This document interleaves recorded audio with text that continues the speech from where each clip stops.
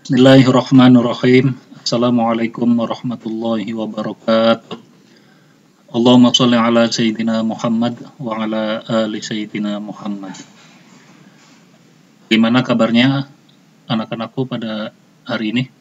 Mudah-mudahan semuanya dalam keadaan sehat walafiat tanpa kekurangan suatu hal apapun.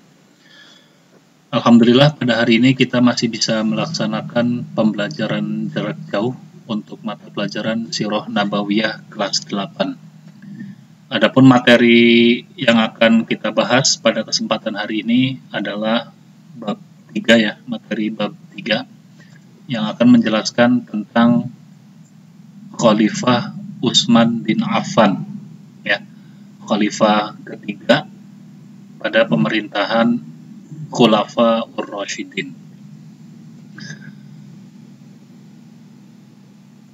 Dalam pembahasan bab 3 ini tentang Khalifah Utsman bin Affan mencakup beberapa subbab. Ada 4 subbab yang menjadi pembahasan. Yang pertama adalah profil Utsman bin Affan. Pembahasan kedua adalah tentang proses terpilihnya Utsman bin Affan menjadi khalifah.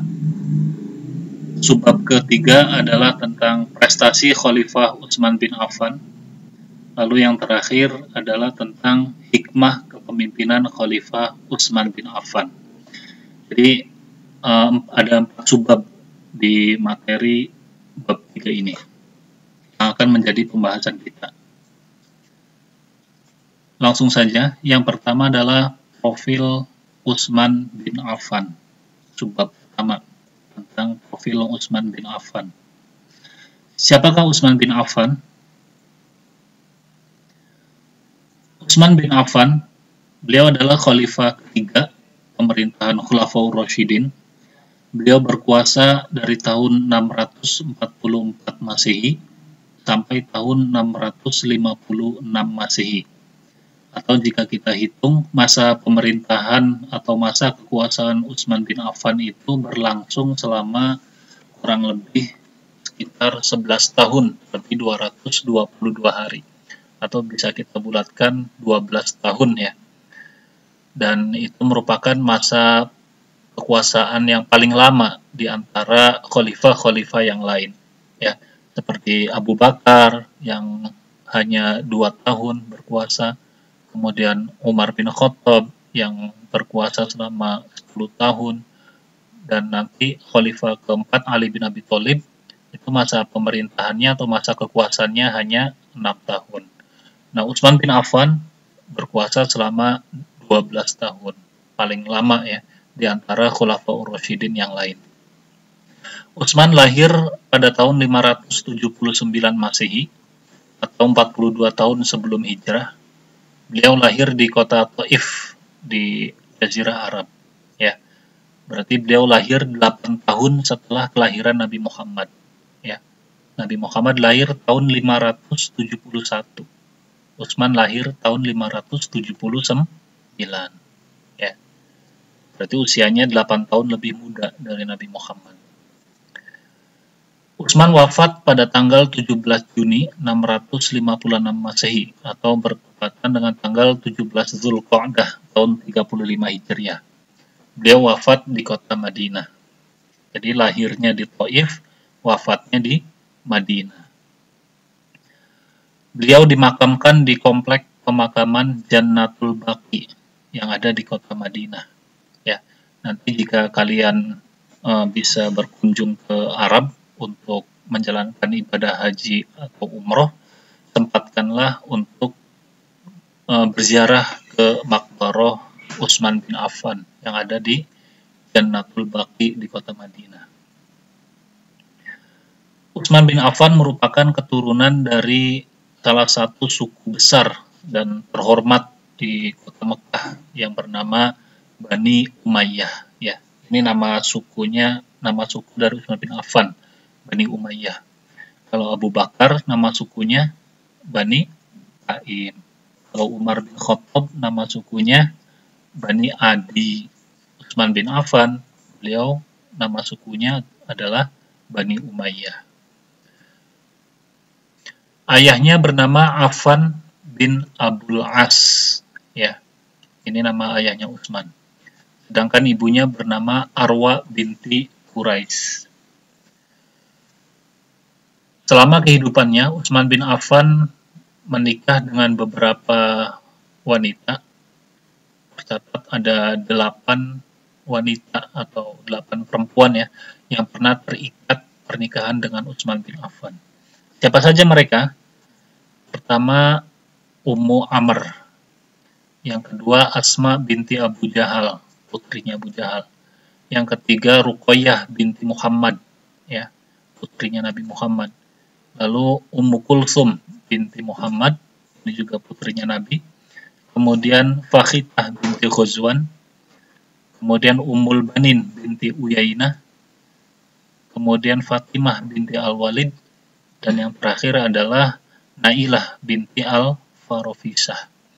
Inilah 8 perempuan yang pernah menikah dengan Utsman bin Affan.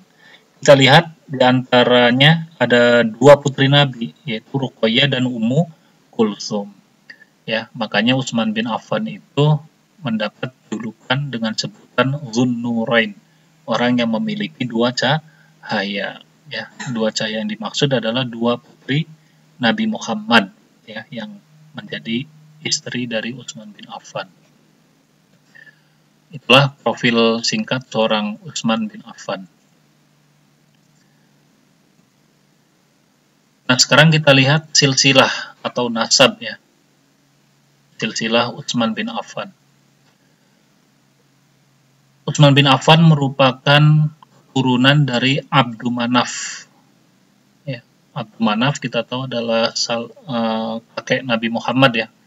Jadi ternyata antara Nabi Muhammad dan Utsman bin Affan itu masih satu keturunan, masih satu garis keturunan. Nanti dijelaskan.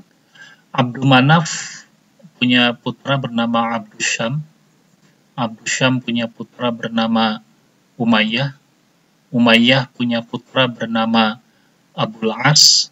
Abul As punya putra bernama Utsman. Punya putra bernama Affan. Dan Affan nanti punya putra bernama Utsman. Sedangkan ibunya juga masih sama, masih satu silsilah dengan ayahnya. Jadi Abdus Syam itu selain punya putra yang bernama Umayyah, beliau juga punya putra bernama Khubayb. Ya. Khubayb punya putra bernama Robi'ah. Kemudian Robi'ah punya putra bernama Quraisy. Quraisy punya putri bernama Arwa. Ya. Kemudian Arwa dan Affan mereka menikah, lalu lahirlah Utsman bin Affan. Jadi nasab atau silsilah kedua orang tua Utsman itu masih berasal dari satu silsilah, yaitu berasal dari Abdus Syam. Kemudian hubungannya dengan Nabi Muhammad, Abdu Manaf selain punya putra bernama Abdus Syam, beliau juga punya putra bernama Hashim. Hashim punya putra bernama Abdul Muthalib. Abdul Muthalib punya putra bernama Abdullah. Abdullah punya putra bernama Nabi Muhammad SAW. Jadi silsilah Utsman bin Affan dan silsilah Nabi Muhammad itu bertemu pada kakeknya yang bernama Abdu Manaf. Abdu Manaf ke atas sampai Nabi Adam itu sama silsilahnya, ya. Inilah silsilah dari seorang Utsman bin Affan. Utsman bin Affan, beliau memiliki nama kunyah atau nama panggilan, ya. Utsman bin Affan itu biasa dipanggil dengan sebutan Abu Amr, ya, karena beliau punya putra namanya Amr, ya, sehingga beliau biasa dipanggil dengan nama Abu Amr. Beliau juga biasa dipanggil dengan nama Abu Abdullah, ya, karena Utsman punya anak namanya Abdullah. Dan selain nama kunyah juga punya nama julukan, yaitu Dzunnurain, yang tadi sudah Bapak jelaskan di atas. Utsman bin Affan, beliau adalah seseorang yang memiliki akhlak yang sangat mulia, ya. Kemudian beliau juga orang yang sangat pemalu, ya, memiliki sifat malu yang sangat besar. Dan yang paling terkenal, Utsman bin Affan itu orang yang sangat dermawan, ya, suka membantu orang lain, apalagi untuk kepentingan umat Islam. Dan beliau merupakan orang yang sangat terhormat dan terpandang di tengah-tengah masyarakat. Utsman bin Affan juga salah satu keistimewaannya yang lain, beliau termasuk di antara 10 sahabat Nabi yang sudah mendapat jaminan pasti masuk surga. Ya. Nabi pernah bersabda ada 10 orang yang dijanjikan masuk surga, dan salah satunya adalah Utsman bin Affan. Jelas itu menunjukkan keistimewaan dari seorang Utsman bin Affan. Utsman bin Affan dikenal sebagai pribadi yang lemah lembut dan murah hati. Ya. Jadi karakter Utsman itu lembut. Ya. Beda dengan Umar. Kalau Umar itu karakternya keras dan tegas. Kalau Utsman orangnya sangat lemah lembut. Beliau juga sangat murah hati, ya, atau dermawan. Sumbangsihnya yang paling menonjol dan sangat melekat pada diri seorang Utsman bin Affan adalah sifat kedermawanannya dalam memberikan harta, terutama untuk kepentingan Islam, untuk membantu umat Islam. Beliau tidak segan-segan mengeluarkan uang dalam jumlah yang banyak kalau itu dipergunakan untuk kemaslahatan umat Islam. Seperti ketika Utsman bin Affan membeli sebuah sumur untuk kepentingan umat Islam, beliau membeli sumur tersebut dari seorang Yahudi, ya, dan orang Yahudi itu menjual dengan harga yang cukup mahal. Tapi Utsman bin Affan, karena ini sangat dibutuhkan oleh umat Islam, maka beliau tidak segan untuk mengeluarkan hartanya dan membeli sumur tersebut, ya. Dan sampai detik ini sumur itu masih ada, ya, di kota Madinah, namanya sumur Raumah, ya. Mudah-mudahan kita bisa berkunjung, ya, napak tilas dari sejarah Utsman bin Affan. Sampai saat ini sumur itu masih bermanfaat, masih digunakan untuk kelangsungan hidup masyarakat Madinah. Itu salah satu contoh dari kedermawanan seorang Utsman bin Affan. Contoh yang lain adalah ketika terjadinya Perang Tabuk. Perang Tabuk ini adalah peperangan antara umat Islam melawan bangsa Romawi. Dan Perang Tabuk ini merupakan perang terakhir yang terjadi pada masa kehidupan Rasulullah SAW.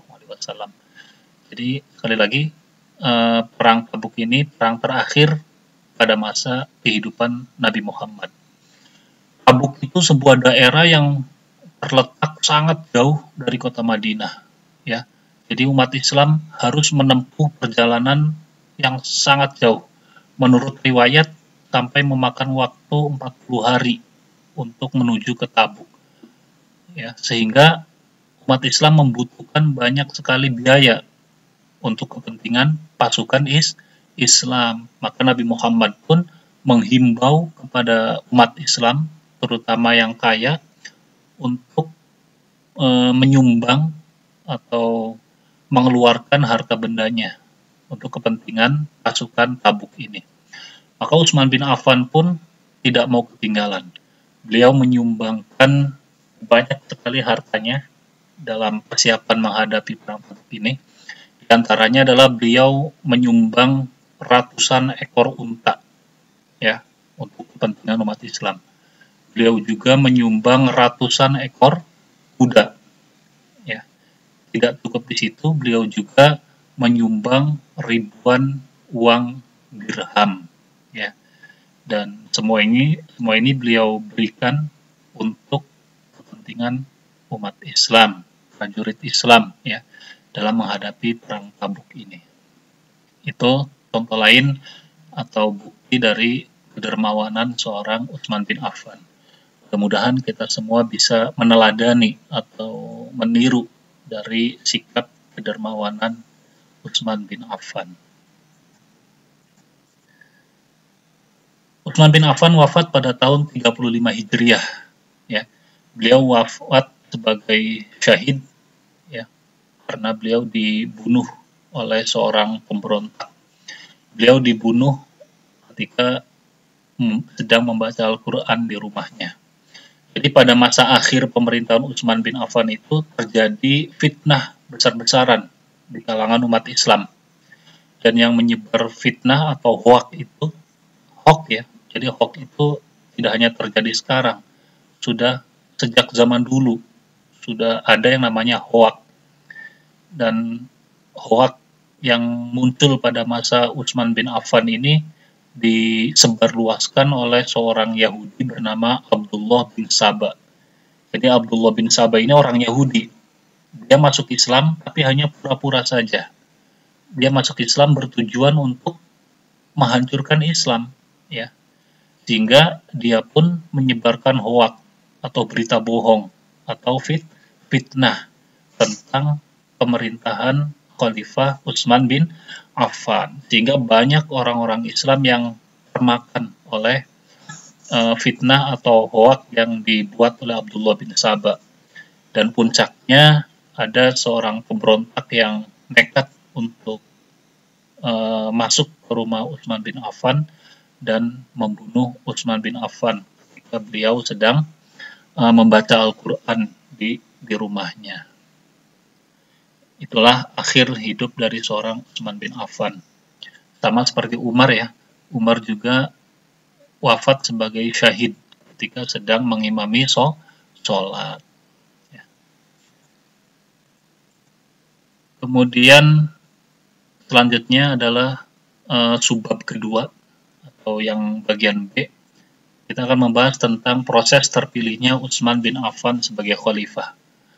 Bagaimana cara pengangkatan Utsman bin Affan sebagai khalifah? Kita tahu sejak masa Abu Bakar dan Umar, cara pengangkatan yang dilakukan itu berbeda. Karena Nabi Muhammad sendiri tidak pernah mengajarkan umat Islam bagaimana cara mengangkat seorang pemimpin. Ya. Kita ambil contoh ketika pengangkatan Abu Bakar. Abu Bakar itu diangkat menjadi khalifah itu berdasarkan baiat, ya, berdasarkan pembaiatan yang dilakukan oleh umat Islam, baik dari kalangan muhajirin maupun dari kalangan ansor. Karena Abu Bakar dianggap orang yang paling pantas untuk menggantikan kedudukan Nabi Muhammad sebagai pemimpin umat Islam dengan berbagai keistimewaan beliau. Kemudian setelah Abu Bakar wafat, diganti oleh Umar. Proses pengangkatan Umar berbeda, tidak melalui baiat, tapi melalui apa? Melalui wasiat, ya, wasiat yang ditulis oleh Abu Bakar. Jadi Abu Bakar sebelum wafatannya, beliau masih sempat menulis wasiat yang isinya adalah meminta agar umat Islam mengangkat Umar bin Khattab sebagai penggantinya kelak, ya, setelah wafatannya. Dan itu dilakukan oleh umat Islam. Setelah Abu Bakar wafat, maka secara otomatis Umar diangkat menjadi penggantinya berdasarkan wasiat Abu Bakar. Nah, sekarang setelah Umar wafat, Utsman diangkat menjadi penggantinya. Bagaimana cara pengangkatan Utsman bin Affan menjadi khalifah? Dan di sini juga berbeda. Pengangkatan Utsman bin Affan dilakukan oleh sekelompok sahabat atau kita sebut tim formatur, ya, tim formatur yang dibentuk oleh Umar, ya, yang mana tim formatur ini berisi 6 orang sahabat pilihan, ya, 6 orang sahabat pilihan yang sudah tidak diragukan kehebatannya. Jadi Umar bin Khattab menjelang kewafatannya, beliau masih sempat untuk membentuk tim formatur ini dan dipilih 6 orang sahabat pilihannya. Mereka adalah Ali bin Abi Thalib, Utsman bin Affan, Abdurrahman bin Auf, Sa'ad bin Abi Waqqas, Zubair bin Awam, dan Thalhah bin Ubaidillah. 6 orang ini bukan orang sembarangan. 6 orang ini adalah orang-orang terpilih, sahabat-sahabat terdekat Rasulullah yang masing-masing memiliki keistimewaan di sisi Rasulullah.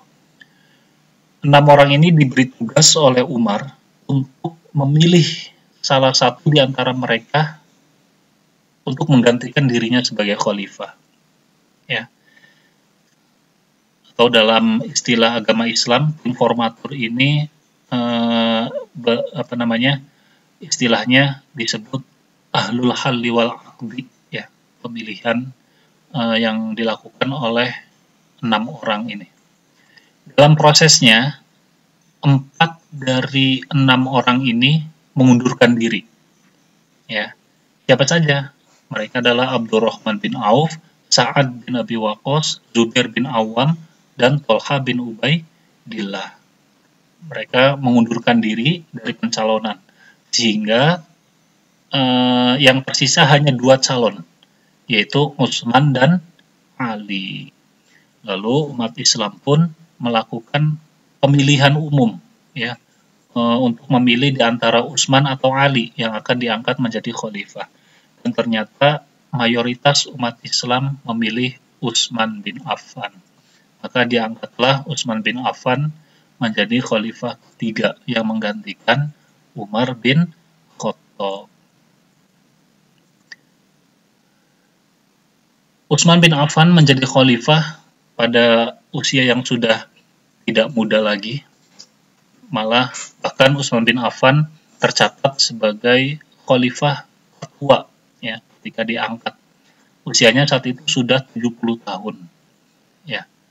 Dan Utsman bin Affan juga khalifah pertama yang dipilih dari beberapa calon, ya, dari pemilihan. Karena sebelumnya kan berupa wasiat dan baiat, ya, tidak ada pemilihan.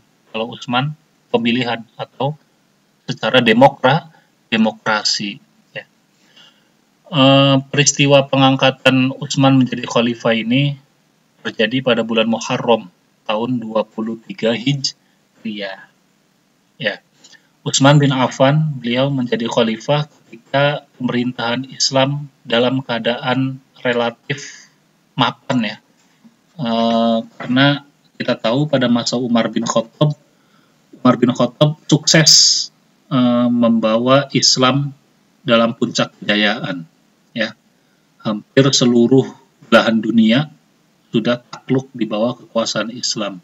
Bahkan dalam administrasi pemerintahan, Umar bin Khattab pun sudah membentuk beberapa lembaga pemerintahan untuk menjalankan roda pemerintahan Islam. Sehingga pada saat itu, Islam sudah benar-benar mapan dan terstruktur. Jadi Utsman bin Affan tinggal melanjutkan apa yang sudah dilakukan oleh Umar bin Khattab, melanjutkan dan menyempurnakan tinggal menyempurnakan beberapa kebijakan yang sudah dibuat atau dilakukan oleh Umar bin Khattab.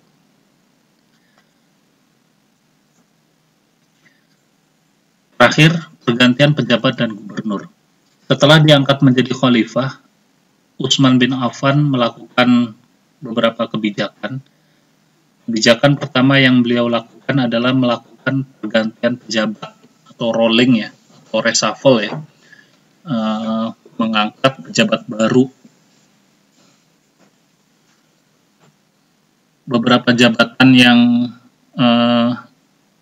dilakukan pergantian pada masa Utsman adalah seperti gubernur Kufah yang sebelumnya dipegang oleh Mughirah bin Syu'bah, lalu Utsman menggantinya dengan Sa'ad bin Abi Waqqas. Dan Sa'ad bin Abi Waqqas sendiri sebagai gubernur Mesir diganti oleh Walid bin Uqbah. Kemudian Amr bin As, gubernur Mesir, beliau diganti oleh Abdullah bin Sa'ad. Kemudian Abu Musa al-Ash'ari sebelumnya menjabat sebagai Gubernur Basrah, beliau diganti oleh Abdullah bin Amir. Dan banyak pejabat-pejabat lain juga yang terkena rolling atau terkena pergantian jabatan yang merupakan kebijakan dari seorang Khalifah Utsman bin Affan pada masa awal pemerintahannya. Tentunya apa yang dilakukan oleh Utsman bin Affan ini semata untuk kemaslahatan umat Islam. Baik, untuk pertemuan pada hari ini Bapak cukupkan sekian. Insya Allah pekan depan kita lanjutkan ke pembahasan berikutnya, yaitu subbab ketiga dan keempat. Ya. Barangkali ada yang perlu ditanyakan atau belum dipahami, bisa kalian tanyakan melalui chat pribadi ke WA Bapak ya. Insya Allah nanti akan Bapak tanggapi. Dan Bapak harap kalian bisa memutolaah atau memurojaah dengan cara membaca modulnya atau membaca slide ini. Nanti slide ini Bapak share ke grup WA Siroh ya. Dan harapannya kalian bisa membacanya lagi. Jangan hanya mengandalkan tayangan video ini. Baik, kurang lebihnya mohon maaf. Mudah-mudahan bermanfaat. Wallahul muwafiq ila aqwamit thoriq. Wassalamualaikum warahmatullahi wabarakatuh.